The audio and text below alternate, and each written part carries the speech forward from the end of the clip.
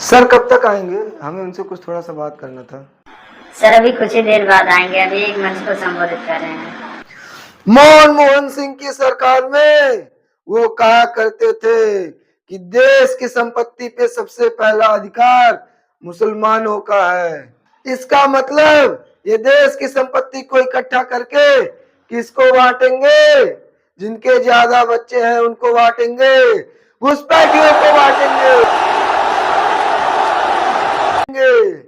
आपकी मेहनत की कमाई हुई पैसों को ये घुसपैठियों को बांटने का काम करेंगे। क्या आपका मेहनत की कमाई के पैसे को घुसपैठियों को देना चाहिए कि नहीं देना चाहिए? अभी कुछ दिनों पहले ही इन्हीं के गठबंधन के एक नेता हेलीकॉप्टर में बैठकर मछली खाने का काम किए थे, और वो भी कुछ समय पे जब पावन नवरात्रि का समय चल रहा था। इससे हिंदुओं का मजाक उड़ाया गया था। और अब की बार 400 पार।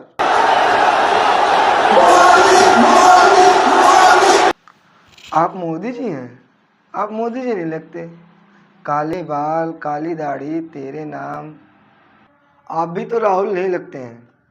हेयर बैंड, स्टाइलिश कपड़े, आप तो नचनिया लगते हैं। मजाक था भाई, मजाक। ये सब कम बजट का नतीजा है। लोग सब्सक्राइब नहीं करते हैं, तो जल्दी से सब्सक्राइब कर लो तुम सब। वैसे आप किस काम के लिए आए थे, आप ये बताइए। हमें आपकी पार्टी में शामिल होना था। वैसे आपका नाम क्या है? मैंने आपको पहचाना नहीं। Emotional damage। अरे मैं राहुल हूँ। कौन राहुल? चेहरा कहीं तो कहीं देखा देखा लग रहा है, लेकिन कहाँ देखा है याद नहीं आ रहा है अभी। अरे मैं राहुल, जिसे आपने पप्पू घोषित किया था। अरे मीडिया वालों, ये राहुल की आलू से सोने वाली क्लिप को बार बार चलाओ, तुमको फ्री में एड्स मिलेंगे। अरे नहीं नहीं, हमें एड्स नहीं चाहिए। अरे तिहाड़ी, एड्स की नहीं, एड्स की बात कर रहा हूँ, प्रचार की। हाँ हाँ हाँ, याद आ गया। बताइए आज आप हमारे यहाँ कैसे आ गए हैं? जब से मैंने आपको गले लगाया है तब से आपको दिल दे बैठा हूँ। कैसी अपमानजनक बातें कर रहा है। ये सब क्या बोल रहे हैं आप? Sorry sorry sorry sorry sorry. ये सब राइटर बुलवा रहा है। गाली कैसे दे रहा था? गाली भैया, मेरा भी गाली कर गाली, मेरी जबान टूट गई। देखिए, मैंने पीएम बनने के लिए महागठबंधन किया था, लेकिन आपने अपने कुत्ते से डराकर मेरे सभी नेताओं को अपनी पार्टी में शामिल कर लिया। कम से कम एक बार बता तो देते कि हम नहीं रहना चाहते यार। इस बार तो आपने कुछ कहा भी नहीं। कम से कम एक बार बुला के बोल देना चाहिए। कोनो आपको हम कुछ कहते हैं? आप बताइए, हम आपको कुछ कहे हैं? खैर, मैं क्या कह रहा था, आपने तो मेरी सारी मेहनत पे मुंह। बस बस बस बस, मैं समझ गया। अब आप ये बताइए कि आप चाहते क्या हैं? अब देखिए, अगर मैं हाथ के साथ रहूंगा तो पीएम तो क्या, मेरी संसदीय भी चली जाएगी। तो अगर आप मुझे अपनी पार्टी में शामिल कर लें तो पीएम तो ना सही, लेकिन किसी न किसी राज्य का सीएम तो जरूर ही बन जाऊंगा।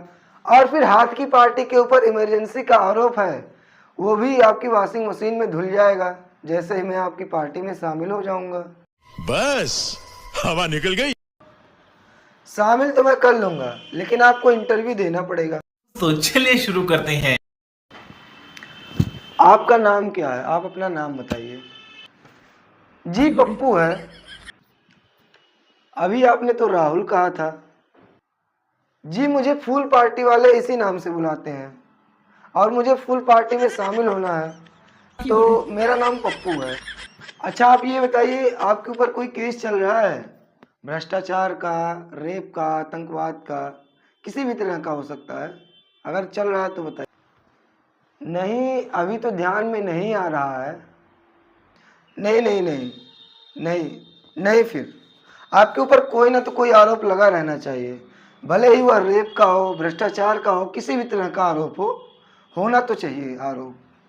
जैसे अजीत पवार के ऊपर 70,000 करोड़ रुपए का Maharashtra state cooperative bank scam, Praful Patel के ऊपर 30,000 crore air India scam, Naveen Jindal 21,000 crore Colgate scam, Himanta Biswa Sarma 10,000 crore रुपए का शारदा चिट फंड इसका है। अरे बस कर भाई। अरे अभी तो पूरे 25 हैं जिनको हमने अपने वॉशिंग पाउडर में डाल के धो दिया है। अभी और भी तो सुनिए ना। नहीं नहीं नहीं नहीं, बस करिए, मुझे अपना एक केस याद आ गया है। किस मामले में? एक बार मुझे 2 साल की जेल हुई थी और एक बार तो हमारी सरकार ही गिर गई थी। किस मामले में? अरे वही कह दिया था कि सारे चोरों के नाम के पीछे मोदी ही क्यों लगा होता है। हाँ, हमने इसे ओबीसी का मुद्दा बना दिया था, याद आ गया मुझे। जी हाँ, अब आप शामिल हो सकते हैं। स्टार्ट करो।